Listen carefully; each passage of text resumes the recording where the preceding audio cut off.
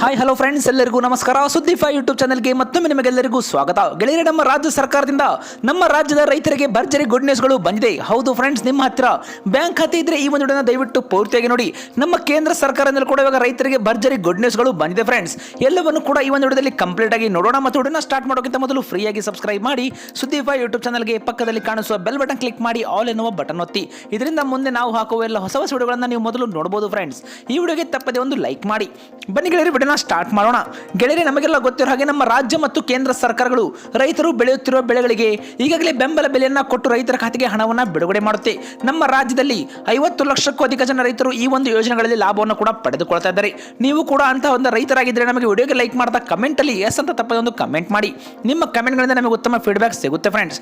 ಇದೇ ಕುರಿತಂತೆ ಇಲ್ಲಿ ರೈತರಿಗೆ ಒಂದು ಮೊದಲನೇದಾಗಿ ಒಂದು ಮುಖ್ಯವಾದ ಮಾಹಿತಿ ಬರ್ತಾ ಇದೆ ನಮ್ಮ ರಾಜ್ಯ ಸರ್ಕಾರದಿಂದ. ಹೌದು ಫ್ರೆಂಡ್ಸ್, ಎಲ್ಲ ಕಬ್ಬು ಬೆಳೆಗಾರರ ನಿರಂತರ ಹೋರಾಟಕ್ಕೆ ಕೊನೆಗೂ ಫಲ ಸಿಕ್ಕಿದೆ ಅಂತಾನೆ ಹೇಳಬಹುದು. ಇವಾಗ ಪ್ರತಿ ಟನ್ ಕಬ್ಬಿಗೆ 3,300 ರೂಪಾಯಿಗಳನ್ನ ಕರ್ನಾಟಕ ರಾಜ್ಯ ಸರ್ಕಾರ ಇವಾಗ ನಿಗದಿ ಮಾಡಿದೆ. ಹೌದು ಫ್ರೆಂಡ್ಸ್, ನಮ್ಮ ಕರ್ನಾಟಕದಲ್ಲಿ ಕಳೆದ 9 ದಿನಗಳಿಂದ ಕಬ್ಬು ಬೆಳೆಗಾರರು ಬೀದಿಗಿಳಿದು ಹೋರಾಟವನ್ನ ಮಾಡ್ತಾ ಇದ್ದಾರೆ. ಹೌದು ಫ್ರೆಂಡ್ಸ್, ಇದೇ ಕುರಿತಂತೆ ಕಬ್ಬಿಗೆ 3,500 ರೂಪಾಯಿಗಳ ಬೆಂಬಲ ಬೆಲೆ ಕೊಡಬೇಕೆಂದು ಈಗಾಗಲೇ ರೈತರು ಪಟ್ಟು ಹಿಡಿದಿದ್ರು. ಇದು ಸರ್ಕಾರವನ್ನ ಇಕ್ಕಟ್ಟಿಗೆ ಸಿಲುಕಿಸಿತ್ತು. ಹೀಗಾಗಿ ಇಂದು ಸಿಎಂ ಸಿದ್ದರಾಮಯ್ಯ ಅವರ ಒಂದು ನೇತೃತ್ವದಲ್ಲಿ ನಡೆದ ಸಾಲು ಸಾಲು ಸಭೆ ಬೆನ್ನಲ್ಲೇ ಇದೀಗ ಪ್ರತಿಯೊಂದು ಟನ್ ಕಬ್ಬಿಗೆ 3,300 ರೂಪಾಯಿಗಳನ್ನು ನೀಡಲು ನಿರ್ಧಾರ ಮಾಡಲಾಗಿದೆ ಎಂದು ಕೂಡ ಇಲ್ಲಿ ತಿಳಿಸಿದ್ದಾರೆ. ಆ ಮೂಲಕ ಕಬ್ಬು ಬೆಳೆಗಾರ ಒಂದು ನಿರಂತರ ಹೋರಾಟಕ್ಕೆ ಕೊನೆಗೂ ಫಲ ಸಿಕ್ಕಿದೆ ಅಂತಾನೆ ಹೇಳಬಹುದು. ಇದೇ ಕುರಿತಂತೆ ಸಿಎಂ ಸಿದ್ದರಾಮಯ್ಯ ಅವರು ಏನ್ ಹೇಳಿದ್ದಾರೆ ಅದನ್ನ ನೋಡೋಣ ಬನ್ನಿ ಫ್ರೆಂಡ್ಸ್. ವಿಧಾನಸೌಧದಲ್ಲಿ ಸಭೆ ಬಳಿಕ ಮಾಧ್ಯಮ ಜೊತೆ ಮಾತನಾಡಿದ ಸಿಎಂ ಸಿದ್ದರಾಮಯ್ಯ ಅವರು ಪ್ರತಿ ಒಂದು ಟನ್ ಕಬ್ಬಿಗೆ 3,300 ರೂಪಾಯಿಗಳನ್ನು ನೀಡಲು ಸಭೆಯಲ್ಲಿ ನಿರ್ಧರಿಸಲಾಗಿದೆ ಎಂದು ಕೂಡ ತಿಳಿಸಿದ್ದಾರೆ. ಒಂದು ಟನ್ ಕಬ್ಬಿಗೆ 3,200 ರೂಪಾಯಿಗಳ ಒಂದು ದರ ನಿಗದಿ ಮಾಡಲಾಗಿದ್ದು, ಜೊತೆಗೆ ನಾವು 100 ರೂಪಾಯಿಗಳನ್ನು ಸೇರಿಸಿ ಕೊಡುತ್ತೇವೆ. ಅಂದರೆ ಇದರಲ್ಲಿ ಸರ್ಕಾರದಿಂದ 50 ರೂಪಾಯಿ ಮತ್ತು ಕಾರ್ಖಾನೆಯಿಂದಲೂ 50 ರೂಪಾಯಿನ ನೀಡಲಾಗುತ್ತೆ ಎಂದು ಕೂಡ ತಿಳಿಸಿದ್ದಾರೆ. ಇದಕ್ಕೆ ಸಕ್ಕರೆ ಕಾರ್ಖಾನೆ ಮಾಲೀಕರು ಒಪ್ಪುವ ವಿಶ್ವಾಸ ಇದೆ ಎಂದು ಕೂಡ ಅವರಲ್ಲಿ ತಿಳಿಸಿದ್ದಾರೆ ಫ್ರೆಂಡ್ಸ್. ಇನ್ನು ಇದೇ ಕುರಿತಂತೆ 11.25% ರಿಕವರಿ ಇದ್ದರೆ ಟನ್ ಕಬ್ಬಿಗೆ 3,250 ರೂಪಾಯಿಗಳು ಮಾಲೀಕರು ನೀಡಬೇಕು. ಇದಕ್ಕೆ ಸರ್ಕಾರದಿಂದ 50 ರೂಪಾಯಿಗಳ ಹೆಚ್ಚುವರಿಯಾಗಿ ಪಾವತಿಸಲು ಈಗಾಗಲೇ ತೀರ್ಮಾನ ಮಾಡಲಾಗಿದೆ ಎಂದು ತಿಳಿಸಿದ್ದಾರೆ ಫ್ರೆಂಡ್ಸ್. ಮತ್ತು ಇದು ಇಡೀ ರಾಜ್ಯಕ್ಕೆ ಅನ್ವಯವಾಗಲಿದೆ ಎಂದು ಕೂಡ ಅವರು ತಿಳಿಸಿದ್ದಾರೆ. ಹೌದು ಗೆಳೆಯರು, ಕೇವಲ ಬೆಳಗಾವಿ, ಬಿಜಾಪುರ ಸೇರಿದಂತೆ ಕೇವಲ ಕೆಲವೊಂದು ಜಿಲ್ಲೆಗಳಿಗೆ ಮಾತ್ರವೇ ಅಲ್ಲ, ಇದು ಇಡೀ ರಾಜ್ಯಕ್ಕೆ ಅನ್ವಯವಾಗಲಿದೆ ಎಂದು ಕೂಡ ತಿಳಿಸಿದ್ದಾರೆ. ಅಂದರೆ ಇದು ನಮ್ಮ ರಾಜ್ಯದ ಎಲ್ಲ ರೈತರಿಗೂ ಈ ಒಂದು ನಿಯಮ ಇವಾಗ ಅನ್ವಯವಾಗಲಿದೆ. ಇನ್ನು ರಿಕವರಿ ಕಡಿಮೆಯಾದರೆ ಅದರ ಒಂದು ದರ ಸಹ ವ್ಯತ್ಯಾಸವಾಗಲಿದೆ ಎಂದು ಕೂಡ ತಿಳಿಸಿದ್ದಾರೆ. ಹೌದು ಫ್ರೆಂಡ್ಸ್, 10.25% ರಿಕವರಿ ಇದ್ದರೆ ಒಂದು ಟನ್ಗೆ 3,200 ರೂಪಾಯಿಗಳ ಒಂದು ದರ ನಿಗದಿಪಡಿಸಲಾಗಿದೆ ಎಂದು ಕೂಡ ತಿಳಿಸಿದ್ದಾರೆ. ರೈತರ ಹಿತದೃಷ್ಟಿಯಿಂದ ಕೈಗೊಳ್ಳುವ ತೀರ್ಮಾನಗಳನ್ನು ಎಲ್ಲರೂ ಒಪ್ಪಿಕೊಳ್ಳಬೇಕೆಂದು ಕೂಡ ಇವಾಗ ಸಿಎಂ ಅವರು ಹೇಳಿದ್ದಾರೆ. ಇನ್ನು ಇದೇ ಕುರಿತಂತೆ ಸಿಎಂ ಸಿದ್ದರಾಮಯ್ಯ ಅವರು ಸಕ್ಕರೆಗೆ ಈಗಾಗಲೇ MSP ದರ ನಿಗದಿಪಡಿಸಿರುವುದು ಕೇಂದ್ರ ಸರ್ಕಾರ. ಇದೇ ರೀತಿ ಕಬ್ಬಿಗೆ FRP ದರವನ್ನು ಕೂಡ ನಿಗದಿಪಡಿಸುವವರು ಕೇಂದ್ರ ಸರ್ಕಾರ ಎಂದು ಕೂಡ ತಿಳಿಸಿದ್ದಾರೆ. ಇನ್ನು ಎಥೆನಾಲ್ ಹಂಚಿಕೆ ನಿಗದಿಪಡಿಸುವವರು ಕೂಡ ಕೇಂದ್ರ ಸರ್ಕಾರ ಎಂದು ತಿಳಿಸಿದ್ದಾರೆ.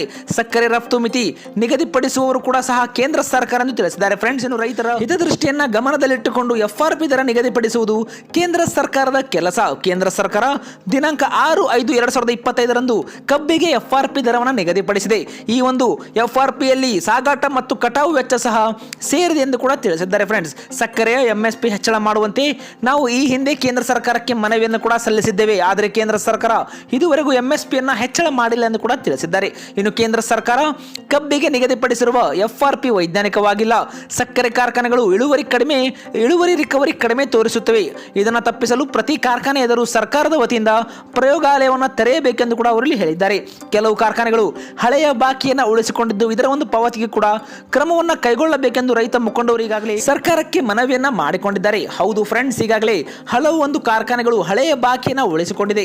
ರೈತರಿಗೆ ಪಾವತಿಯಾಗಬೇಕಿದ್ದ ಹಳೆಯ ಬಾಕಿ ಇದುವರೆಗೂ ಸಕ್ಕರೆ ಕಾರ್ಖಾನೆಗಳು ಉಳಿಸಿಕೊಂಡಿದೆ. ಇದರ ಪಾವತಿಗೆ ಕೂಡ ಕ್ರಮವನ್ನು ಕೈಗೊಳ್ಳಬೇಕೆಂದು ಈಗಾಗಲೇ ರೈತ ಮುಖಂಡರು ಮನವಿಯನ್ನು ಕೂಡ ಇಲ್ಲಿ ಮಾಡಿಕೊಂಡಿದ್ದಾರೆ.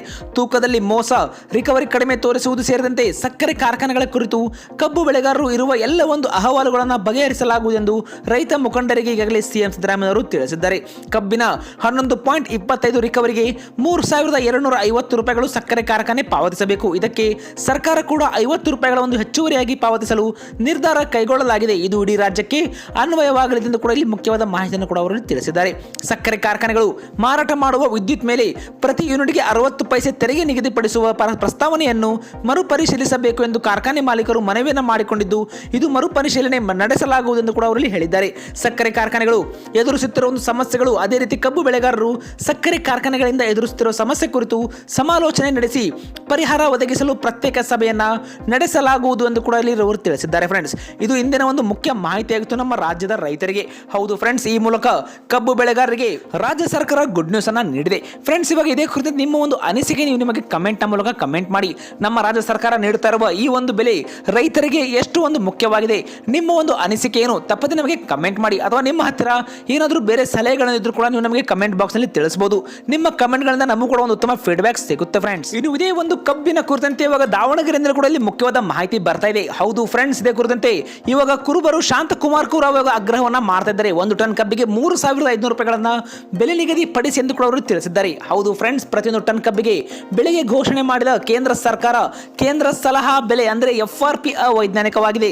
ರಾಜ್ಯ ಸಲಹಾ ಬೆಲೆ ಕಾಯ್ದೆಯ ಪ್ರಕಾರ ಉಪ ಉತ್ಪನ್ನಗಳ ಲಾಭದ ಒಂದು ಲೆಕ್ಕ ಹಾಕಿ ಪ್ರತಿಯೊಂದು ಟನ್ ಕಬ್ಬಿಗೆ 3,500 ರೂಪಾಯಿಗಳನ್ನ ದರವನ್ನು ನಿಗದಿಪಡಿಸಬೇಕೆಂದು ಇವಾಗ ರಾಜ್ಯ ಕಬ್ಬು ಬೆಳೆಗಾರರ ಸಂಘದ ಅಧ್ಯಕ್ಷರಾದ ಕುರುಬರು ಶಾಂತಕುಮಾರ್ ಅವರು ಇವಾಗ ಒತ್ತಾಯಿಸಿದ್ದಾರೆ. ಹೌದು ಫ್ರೆಂಡ್ಸ್, ಇಲ್ಲಿ ರೈತರಿಗೆ ಪ್ರತಿಯೊಂದು ಟನ್ ಕಬ್ಬು ಬೆಳೆಯಲು 3,700 ರೂಪಾಯಿಗಳು ವೆಚ್ಚವಾಗುತ್ತೆ ಎಂಬುದಾಗಿ ಈಗಾಗಲೇ ಕೃಷಿ ಇಲಾಖೆಯು ಕೇಂದ್ರದ ಕೃಷಿ ಬೆಲೆ ಆಯೋಗಕ್ಕೆ ಕೂಡ ವರದಿಯನ್ನ ನೀಡಿದೆ.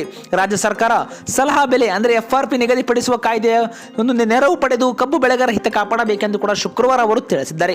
ಕಬ್ಬು ಬೆಳೆಯ ಖರ್ಚು ಹೆಚ್ಚಾಗಿದೆ. ಕಬ್ಬು ಬೆಳೆಗೆ FRP ನಿಗದಿಪಡಿಸುವಾಗ ವೈಜ್ಞಾನಿಕ ಮಾನದಂಡಗಳನ್ನು ಅನುಸರಿಸಬೇಕಿದೆ ಎಂದು ಕೂಡ ತಿಳಿಸಿದ್ದಾರೆ. ಮುಖ್ಯಮಂತ್ರಿ ಸಿದ್ದರಾಮಯ್ಯನವರು ಕಬ್ಬು ಬೆಳೆಗಾರ ನಿಯೋಗವನ್ನ ಕೇಂದ್ರಕ್ಕೆ ಕರೆದೊಯ್ಯಬೇಕು, ಬೆಳೆಗಾರ ನೋವನ್ನ ಪ್ರಧಾನಿಯವರಿಗೆ ವಿವರಿಸಲು ಸಿದ್ಧರಿದ್ದೇವೆ ಎಂದು ಕೂಡ ಅವರು ತಿಳಿಸಿದ್ದಾರೆ. ಫ್ರೆಂಡ್ಸ್, ಇನ್ನು ಕಬ್ಬು ಒಂದು ತೂಕದಲ್ಲಿ ಕೂಡ ಇಲ್ಲಿ ರೈತರಿಗೆ ಮೋಸವಾಗುತ್ತಿದೆ. ಹೌದು ಫ್ರೆಂಡ್ಸ್, ಕಬ್ಬು ತೂಕದಲ್ಲಿ ರೈತರಿಗೆ ಮೋಸವಾಗುತ್ತಿದೆ. ಈ ಒಂದು ವಂಚನೆಯನ್ನ ತಪ್ಪಿಸಲು ಸಕ್ಕರೆ ಕಾರ್ಖಾನೆಗಳ ಎದುರು ತೂಕದ ಯಂತ್ರಗಳನ್ನ ಸರ್ಕಾರವೇ ಸ್ಥಾಪಿಸಬೇಕೆಂದು ಕೂಡ ಅವರು ತಿಳಿಸಿದ್ದಾರೆ. ಹೌದು ಫ್ರೆಂಡ್ಸ್, ಇಲ್ಲವಾದರೆ ರೈತರ ಹೊಲದಲ್ಲಿಯೇ ಕಬ್ಬು ತೂಕ ಮಾಡಿ ಬೆಲೆಯನ್ನ ನಿಗದಿಪಡಿಸಬೇಕೆಂದು ಕೂಡ ಅವರಲ್ಲಿ ಸಲಹೆಯನ್ನ ನೀಡಿದ್ದಾರೆ. ರಾಜ್ಯದಲ್ಲಿರುವ ಸಕ್ಕರೆ ಕಾರ್ಖಾನೆಗಳು ರಾಜಕಾರಣಿಗಳ ಒಂದು ಹಿಡಿತದಲ್ಲಿದೆ.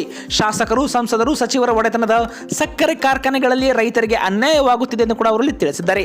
ಬೆಳೆಗಾರರ ಸಮಸ್ಯೆಯನ್ನ ರಾಜ್ಯ ಸರ್ಕಾರ ಗಂಭೀರವಾಗಿ ಪರಿಗಣನೆ ಮಾಡಬೇಕು. ಇದನ್ನ ಗಂಭೀರವಾಗಿ ಪರಿಗಣಿಸಿ ನಿರ್ಲಕ್ಷ್ಯ ಧೋರಣೆ ಮುಂದುವರೆಸಿದರೆ ರೈತರ ಹೋರಾಟ ರಾಜ್ಯದಾದ್ಯಂತ ವಿಸ್ತರಣೆಯಾಗಲಿ ಎಂದು ಕೂಡ ಅವರು ಎಚ್ಚರಿಕೆಯನ್ನ ನೀಡಿದ್ದಾರೆ. ಕಲ್ಯಾಣ ಕರ್ನಾಟಕ, ಉತ್ತರ ಕರ್ನಾಟಕದಲ್ಲಿ ಮಳೆಯಿಂದಾಗಿ ಅಪಾರ ಪ್ರಮಾಣದ ಬೆಳೆ ನಷ್ಟ ಸಂಭವಿಸಿದೆ. ಪಂಜಾಬ್ಗೆ ವಿಶೇಷ ಪ್ಯಾಕೇಜ್ ನೀಡಿರುವ ಮಾದರಿಯಲ್ಲಿ ಕೇಂದ್ರ ಸರ್ಕಾರ ಕರ್ನಾಟಕಕ್ಕೂ ಒಂದು ವಿಶೇಷ ಪ್ಯಾಕೇಜ್ ಘೋಷಣೆ ಮಾಡಬೇಕೆಂದು ಕೂಡ ಅವರಲ್ಲಿ ತಿಳಿಸಿದ್ದಾರೆ. ಫ್ರೆಂಡ್ಸ್, ರಾಜ್ಯವನ್ನ ಪ್ರತಿನಿಧಿಸುವ ಕೇಂದ್ರದ ಸಚಿವರು ಹಾಗೂ ಸಂಸದರ ಮೇಲೆ ಒತ್ತಡ ಹೇರಬೇಕೆಂದು ಕೂಡ ಇಲ್ಲಿ ಮನವಿಯನ್ನ ಮಾಡಿದ್ದಾರೆ. ಈ ಒಂದು ಪ್ರಕೃತಿ ವಿಕೋಪದಿಂದ ಸಂಭವಿಸುವ ಬೆಳೆ ಹಾನಿಗೆ ಸರ್ಕಾರ ಬಿಡುಗಡೆ ಮಾಡುವ ಪರಿಹಾರ ಅತ್ಯಲ್ಪ. 8 ವರ್ಷಗಳಿಂದ ಈ ಒಂದು ಪರಿಹಾರ ಪರಿಷ್ಕರಣೆ ಆಗಿಲ್ಲ. ಸರ್ಕಾರಿ ನೌಕರರ ವೇತನ ಪ್ರತಿ ವರ್ಷ ಏರಿಕೆ ಆಗ್ತಾ ಇದೆ. ಇದರ ಜೊತೆ ಜನಪ್ರತಿನಿಧಿಗಳ ಒಂದು ವೇತನ ಕೂಡ ಹೆಚ್ಚಳವಾಗುತ್ತೆ. ರೈತರ ಬಗೆಗೆ ಮೊಸಳೆ ಕಣ್ಣೀರು ಸುರಿಸುವುದನ್ನ ಬಿಟ್ಟು ರಾಷ್ಟ್ರೀಯ ವಿಪತ್ತು ನಿರ್ವಹಣಾ ಅಂದ್ರೆ NDRF ನ ಒಂದು ಮಾನದಂಡ ಪರಿಷ್ಕರಣೆ ಮಾಡಬೇಕೆಂದು ಕೂಡ ಅವರು ಆಗ್ರಹಿಸಿದ್ದಾರೆ. ಇನ್ನು ಇದೇ ಕುರಿತಂತೆ ನಮ್ಮ ರಾಜ್ಯ ಕಬ್ಬು ಬೆಳೆಗಾರರ ಸಂಘ ಭತ್ತ ಖರೀದಿ ಕೇಂದ್ರಗಳನ್ನ ಸರ್ಕಾರ ಶೀಘ್ರವೇ ತೆರೆಯಬೇಕೆಂದು ಕೂಡ ತಿಳಿಸಿದ್ದಾರೆ. ಬೆಂಬಲ ಬೆಲೆ 2,369 ರೂಪಾಯಿಗಳನ್ನು ಈಗಾಗಲೇ ನಿಗದಿಪಡಿಸಲಾಗಿದ್ದು ಹೆಚ್ಚುವರಿಯಾಗಿ 500 ರೂಪಾಯಿಗಳ ಒಂದು ಪ್ರೋತ್ಸಾಹಧನ ರೈತರಿಗೆ ನೀಡಬೇಕೆಂದು ಕೂಡ ಅವರಲ್ಲಿ ಆಗ್ರಹಿಸಿದ್ದಾರೆ. ಫ್ರೆಂಡ್ಸ್, ಇದೇ ಕುರಿತಂತೆ ನಿಮ್ಮ ಒಂದು ಅನಿಸಿಕೆ ನೀವು ನಮಗೆ ಕಮೆಂಟ್ ಮಾಡಿ. ನಿಮ್ಮ ಒಂದು ಕಮೆಂಟ್ಗಳಿಂದ ನಮಗೆ ಉತ್ತಮ ಫೀಡ್ಬ್ಯಾಕ್ ಸಿಗುತ್ತೆ ಫ್ರೆಂಡ್ಸ್. ಮತ್ತು ನಮ್ಮ ಕರ್ನಾಟಕ ರಾಜ್ಯದಲ್ಲಿ ಮುಂದೆ ಯಾವ ಒಂದೆಲ್ಲ ನ್ಯೂಸ್ ಬರುತ್ತೆ, ರೈತರ ಬಗ್ಗೆ ಬರುವ ಒಂದು ಹೊಸ ಯೋಜನೆಗಳು ಎಲ್ಲವನ್ನು ಕೂಡ ನೀವು ನಮ್ಮ ಸುದ್ದಿ 5 ಚಾನಲ್ ಮೂಲಕ ಮೊದಲು ನೋಡಬಹುದು ಫ್ರೆಂಡ್ಸ್. ಹಾಗಾಗಿ ಈ ಒಂದು ವಿಡಿಯೋನ ಲೈಕ್ ಮಾಡಿ, ನಿಮ್ಮ ಎಲ್ಲ ರೈತ ಬಾಂಧವರಿಗೆ ಮರೆಯದೆ ಶೇರ್ ಮಾಡಿ. ಇಂಥದೇ ಒಂದು ವಿಡಿಯೋಗಳಿಗೋಸ್ಕರ ನಮ್ಮ ಚಾನಲ್ಗೆ ಫ್ರೀಯಾಗಿ ಸಬ್ಸ್ಕ್ರೈಬ್ ಮಾಡಿ.